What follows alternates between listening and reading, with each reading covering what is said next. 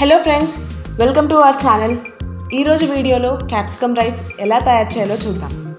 ఇది లంచ్ బాక్స్లోకి అలాగే సైడ్ డిష్గా కూడా చాలా బాగుంటుంది. క్యాప్సికమ్ రైస్కి మసాలా ఎలా ప్రిపేర్ చేయాలో చూద్దాం.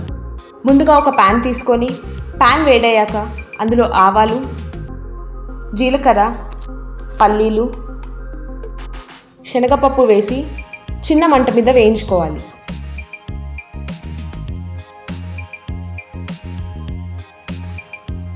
ఇలా ఇవన్నీ కొద్దిగా వేగాక ఇందులో ధనియాలు వేసి లో ఫ్లేమ్ మీద వేయించుకోవాలి.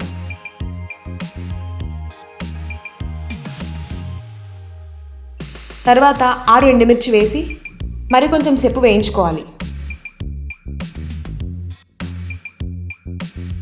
ఇప్పుడు ఇందులో 1 టేబుల్ స్పూన్ నువ్వులు, 2 లవంగాలు, ఇలాచీ, దాల్చిన చెక్క వేసి వేయించుకోవాలి. ఇవన్నీ బాగా వేగాక స్టవ్ ఆఫ్ చేసి ఒక ప్లేట్లో వేసి చల్లారనివ్వాలి. ఇవి చల్లారాక మిక్సీ జార్లో వేసి మెత్తగా పొడి చేసుకోవాలి. ఇప్పుడు రైస్ ప్రిపరేషన్ కోసం ఒక ప్యాన్ తీసుకొని 3 టేబుల్ స్పూన్ ఆయిల్ వేసి ఆయిల్ వేడయ్యాక ఆవాలు, జీలకర్ర, మినపప్పు వేసి కొద్దిగా వేగనివ్వాలి.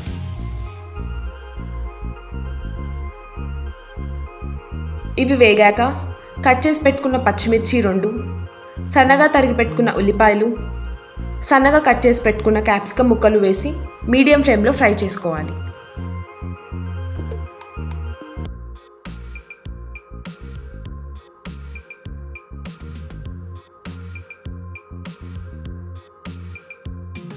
కొద్దిగా కరివేపాకు వేసి ఫ్రై చేసుకోవాలి.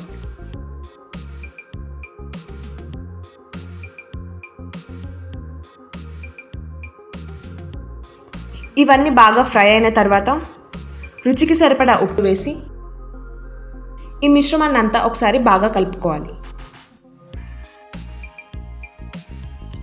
ఇవన్నీ బాగా వేగాక ఇప్పుడు ఇందులో కొద్దిగా పసుపు వేసి ఈ మిశ్రమాన్ని అంతా ఒకసారి బాగా కలుపుకోవాలి.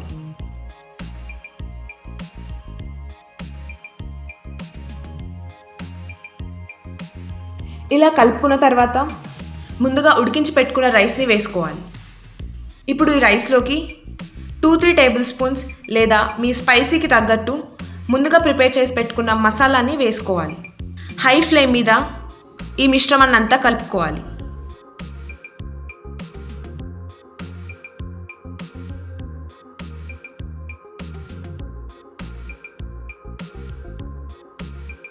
చివరిగా కొత్తిమీర వేసి కలుపుకోవాలి.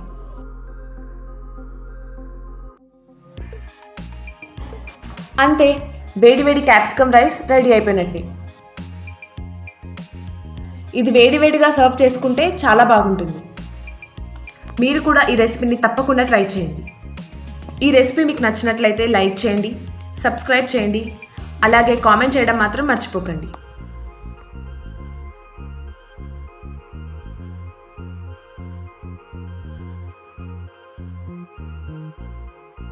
ఈరోజు వీడియోలో మీ అందరి కోసం చిన్న టిప్. కొందరు బంగాళాదుంపల పొట్టు తీసేసి ఉడికిస్తూ ఉంటారు. అలా కాకుండా పొట్టుతో సహా ఉడికించడం వల్ల సి విటమిన్ స్థాయి పెరుగుతుంది. అలాగే ఉడికించేటప్పుడు ఆ గిన్నెపై మూత పెట్టాలి. దానివల్ల పోషకాలు తగ్గకుండా ఉంటాయి.